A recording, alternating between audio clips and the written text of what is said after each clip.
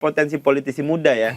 Kalau saya termasuk orang yang percaya bahwa kalau saya nih ya, kalau saya nggak nyampe, ya entah karena partai, entah karena apa, nggak perlu ditangisi. Bagi saya, anak muda yang masuk politik, itu selamat, tapi jangan pernah keluar. Jadi jangan pernah keluar dari politik. Kalau udah masuk ya. Jadi selagi masih muda, coba aja terus, termasuk saya sih pribadi sih nggak ada ngerasa patah semangat, beban atau apapun. Karena saya kira kalau kita lihat komposisinya kan banyak anak pejabat yang masuk. Ya, mudah-mudahan ke depan banyak anak rakyat lah. Sudah.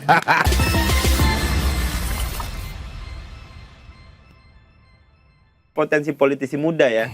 Kalau saya termasuk orang yang percaya bahwa kalau saya nih ya, kalau saya nggak nyampe, ya entah karena partai, entah karena apa, nggak perlu ditangisi. Bagi saya, anak muda yang masuk politik, itu selamat, tapi jangan pernah keluar.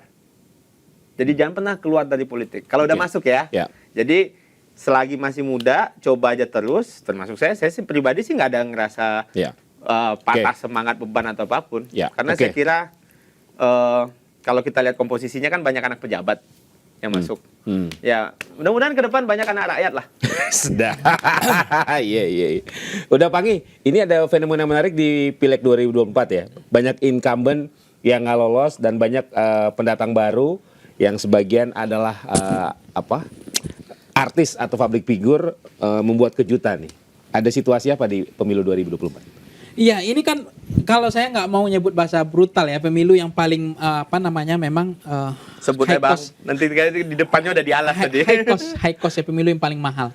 Makanya kalau generasi milenial hari ini terpilih jadi politisi, ya tentu bisa kita lihat itu anaknya toke, anaknya bohir, anaknya orang kaya, anak pejabat. Tapi yang murni dia karena umurnya itu memang belum ketemu sih, nggak banyak ya. Apalagi yang duduk di parlemen hari ini. Nah, persoalan hari ini kemudian banyak incumbent tumbang. Incumbent tumbang itu karena memang dua hal. Pertama, incumbentnya level confidence terlalu kuat. Dia sudah percaya dengan investasi politiknya. Dia sudah punya dana pokir. Dia sudah reses. Dia sudah membawa program. Dia sudah datang di acara kematian, orang sunatan, ada yang minta baju gratis, seragam gratis, kondangan. Kemudian ada acara musibah, ada kebakaran, ada umroh, dikasih semua ada yang umrohin 1.000 orang.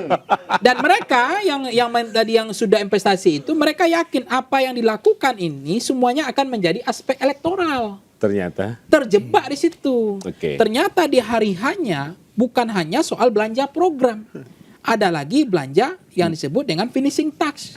Belanja sembako. Kayak bola dong finishing touch. Ada, jadi makanya ada juga ada tuh politisi yang udah tua-tua ngomong gini nih, ketimbang kita belanja program, lebih baik belanja suara saja. Sampai segitunya itu udah bahasa umum kok. Nah itu segitu parahnya memang politisi kita yang incumbent terjebak di situ. Makanya ada dulu ke bupati di pesisir selatan kan, di kampungnya Paldo. Ada juga gitu. Udah dikata appropriatingnya 80%. Dianggap sebagai bapak pembangunan. Semua anggaran pemerintah pusat dibawa ke pesisir selatan itu. Kalah bupatinya. Bupati tinggal ngomong apa yang menarik bahasanya. Saya udah waktunya kalian yang bantu saya. Karena semua yang saya lakukan hari ini saya sudah lakukan. Kalah. Sekarang waktunya saya minta tolong bantu. Ternyata itu dalam mazhabnya pandangan iman politiknya masyarakat nggak ketemu itu mazhab itu.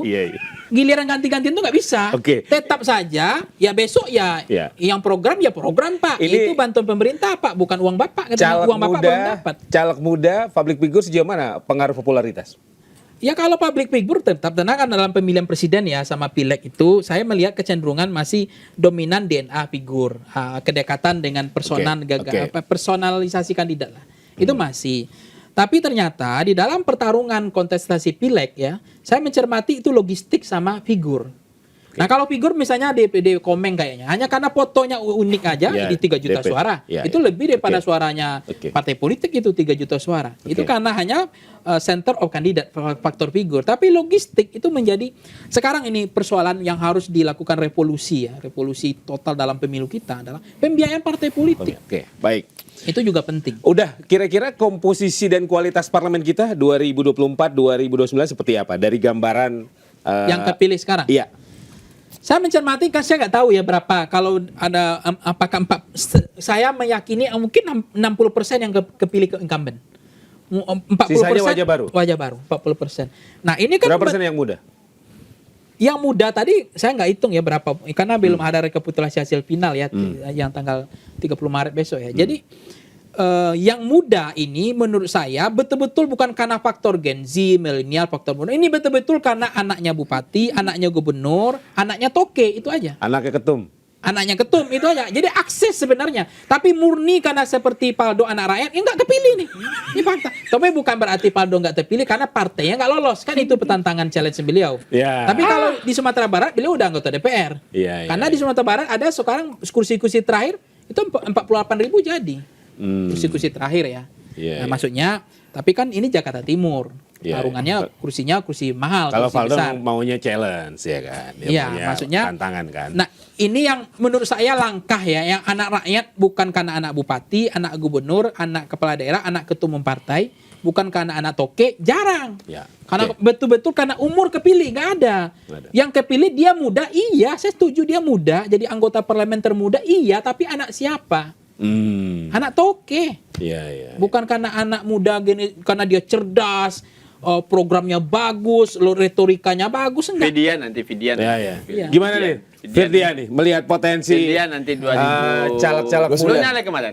Belum, Bang. 2009 lah. Bisa Gimana, lah. Fir? Ya, pertama saya tuh umur 23 tahun, Bang. Oke. Di teman-teman Beda setahun lah. beda setahun. Sama yang dua-dua. Oh, benar.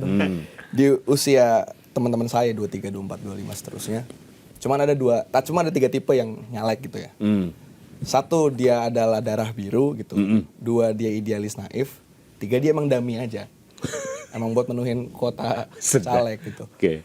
Jadi buat Dami, idealis naif, sama darah biru. Dan pasti terpilih darah biru. Ini terbukti dari teman-teman sekitar saya aja ya. Karena gini, Bang. Saya kebetulan nggak nyalek tahun ini.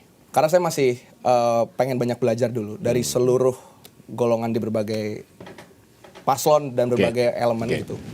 Tapi saya tergabung di salah satu komunitas caleg di DKI Jakarta. Oke. Namanya Navigasi, Bang. Ada teman-teman Perindo, ada Manik, mantan KBM Bujing, Bang Valdo juga kenal, ada Michael Syanipar. Ex-PSI juga ada, Idris Ara, kebetulan juga anggota DPR DKI, cuman Oke. kalah. Kebetulan sekarang dari Demokrat ada, jadi dari PKB ada, PKS ada. Basically itu komunitas. Niat awalnya adalah bagaimana kemudian membangun Jakarta. Itu tidak perlu melihat partai, tapi perlu melihat figur. Dan 7 lebih orang itu bersepakat bahwa kemudian kita harus saling bantu crowdfunding, kita harus saling bantu update gagasan-gagasan kita untuk Jakarta, dan bagi-bagi strategi juga. Jadi itu pemilu ideal yang kemudian kami generasi muda bayangkan. Tapi faktanya, Bang, semua orang di dalam circle tersebut gak ada yang menang. Gak ada yang menang, Bang. Satu pun, bahkan yang Karena ideal. iya, Bang, itu tadi nomor 2, karena ideal. Dan sekarang tuh, Bang, tadi kalau Bang Valdo kan suka ngomongin pakai terminologi bola gitu ya, saya juga penonton bola. Sekarang tuh udah bukan lagi serangan fajar, tapi serangan golden goal. Udah bukan lagi subuh. Iya, iya. Di depan TPS. Nih, amplop, fotoin ya pas keluar, nyoblos siapa.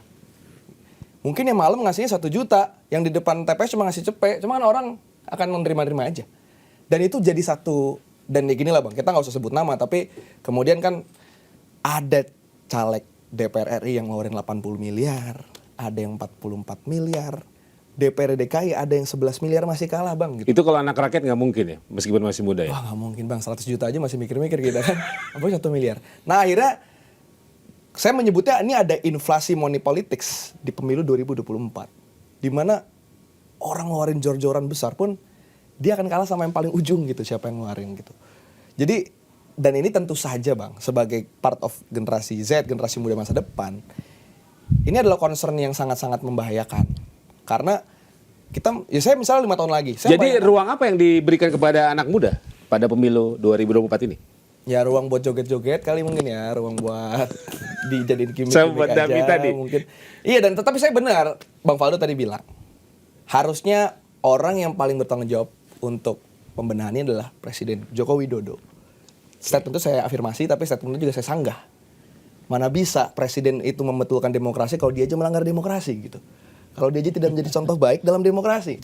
Kalau dia aja ikut melakukan penggelembungan suara untuk berbagai Gimana? catatan. Bro Faldo? Hah? Gimana? Buktiin aja lah. Buktiin aja. Ya, buktinya Karena udah cawe-cawe banyak kan juga ini ya. kan. Iya, Ya wes cawe-cawe lah. gitu. Ya, kalau orang kalah mau dengerin aja bang. Jadi gitu, Bang. Jadi makanya ya akhirnya kan Iya. hak angket diajukan juga bukan tanpa sebab. Mak, gimana tuh ceritanya hak angket tuh? Jadi nggak tuh kawan-kawan tuh? Baru 3 kemarin ngomong. Dan di luar hak angket juga kita, ya ini Bang ya, sebagai part of gerakan sipil ya, kita mempercayai bahwa tidak pernah ada presiden itu tumbang karena DPR RI-nya. Semua presiden tumbang karena gerakan sipil nih. Jadi bagi saya anggota DPR itu nggak konsisten terserah. Tapi pada akhirnya teman-teman saya masih ada dalam gerakan sipil, gerakan mahasiswa itu tetap jalan dalam prosesnya untuk kemudian mengadili Presiden Jokowi gitu. Iya. Jadi ya itu harus ada pembenahan revolusioner dan ya tapi susah kalau presidennya Iya. Joko Widodo. Oke. Termasuk Prabowo Subianto kalau Ini misalnya kalau udah kepilih. bawa revolusi harus kita tahan ya. Karena ini tetap pengen masuk skema industri guys ya. Jadi Oke. jangan sampai nanti iklannya itu kagak masuk. Bro Faldo, thank you. Doi nge-podcast biar masuk industri nih. Biasanya radio-radio aja. Firdian, thank you ya. Siap. Udah pagi, thank you. Kita Selamat tunggu pagi. nanti komposisi di Senayan seperti apa ya. Thank you sudah hadir. Mudah-mudahan bermanfaat obrolan kita di podcast Cawe-Cawe. Oke, sampai di sini podcast Cawe-Cawe untuk episode kali ini. Sekali lagi mudah-mudahan bermanfaat dan insya Allah kita akan jumpa lagi di episode podcast Cawe-Cawe berikutnya. Terima kasih. Wassalamualaikum warahmatullahi wabarakatuh. Mantap. Jadi tadi soal apa?